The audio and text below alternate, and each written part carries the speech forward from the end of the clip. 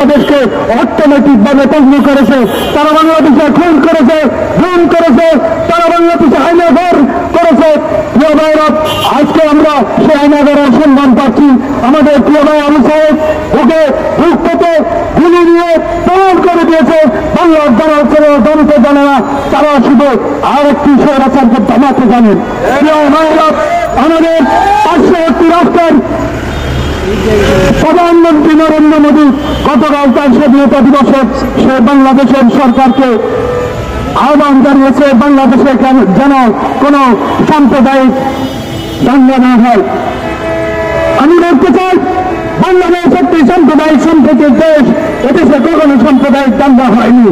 আপনি প্রমাণ দিতে পারবেন না, কিন্তু ভারত একটি সস্তা রাজনীতি করে বাংলাদেশ নিয়ে, শুধু বাংলাদেশে এদেশে শুধু দাঙ্গা দেখে, অথচ সে বাতিল মসজিদ বেরিয়ে সে মন্দির করেছে, সেখানে সে সাম্প্রদায়িকতা দেখে না, সে নিজের দেশের দিকে তাকায় না, সে শুধু আমাদের দেশের দিকে তার আন্দোলন, তার অবস্থান হয়ে গেছে আমার সে মনোনিবেদন করতে করতে শেখ হাসিনার মতো সরকারের কারণে বাংলাদেশের স্বাধীনতার সার্বভৌমত্ব হুমকির সম্মুখীন হয়েছিল। আমাদের আপনার জনতা সেই স্বাধীনতা সার্বভৌমত্বকে শেখ হাসিনার পতনের মাধ্যমে উদ্ধার করেছে। আমি নরেন্দ্র মোদীকে বলবো, পৃথিবীর কোন জায়গায় যখন কোনো স্থান হয় নাই, শেখ হাসিনাকে আপনি জায়গা করে দিয়েছেন। আপনি আমাদের একজন মোস্ট ওয়ান্টেড ব্যক্তিকে আপনি আশ্রয় দিয়েছেন ভালো কথা, কিন্তু ওখান থেকে বসে বসে উনি যেন কোনো কলকারে আসতে না পারে, ওনার থেকে বসে বসে যেন বাংলাদেশের স্বাধীনতার সার্বভৌমত্বের বিরুদ্ধে কোনো ষড়যন্ত্র করতে না পারে, সেই আহ্বান জানাচ্ছি।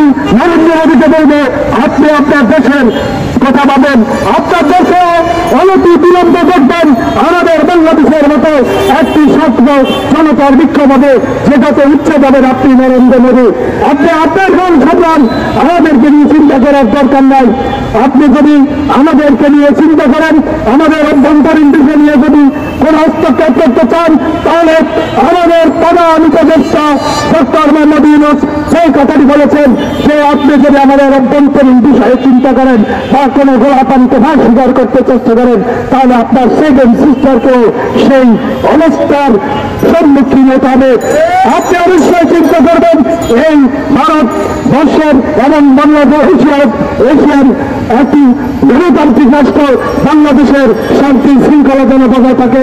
আমরা আজকের এই প্রোগ্রাম থেকে বাংলাদেশের শেখ হাসিনার আমলের যত প্রিয় মুক্তিযুদ্ধ বাংলাদেশের সার্টিফিকেট দেওয়া হয়েছে, যাদেরকে এই ভাতা দেওয়া হচ্ছিল, যাদেরকে সুযোগ সুবিধা দিয়ে আমাদের দেশে লালন পালন করা হচ্ছিল, তার মাধ্যমে 50 হাজার গুন্ডা বাহিনী পালন করা হয়েছিল। গুন্ডা বাহিনীর সনদ বাতিল করে অনতি বিলম্বে আমাদের এই টাকাগুলা, আমাদের এই ফরেন রেভিনিউ থেকে আমরা তাদেরকে যে টাকা দিই, আমাদের জাতির অতি কষ্টে আমাদের গার্মেন্টস শ্রমিকদের টাকা, আমাদের মেহনতের জনতার টাকা আমরা সরকারকে ট্যাক্স দিই, সেই ট্যাক্স থেকে সেই মুক্তিযোদ্ধাদেরকে টাকা দিয়েছিল।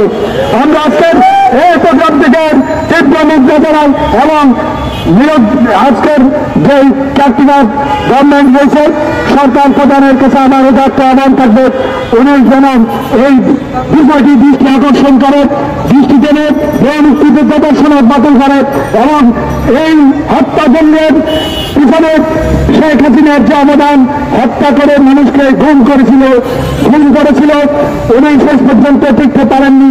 আমরা আশা করবো এই সরকার একটা বিশেষ ট্রাইব্যুনাল করে অনতিবিলম্বে তাকে দেশে নিয়ে বিচার করবেন।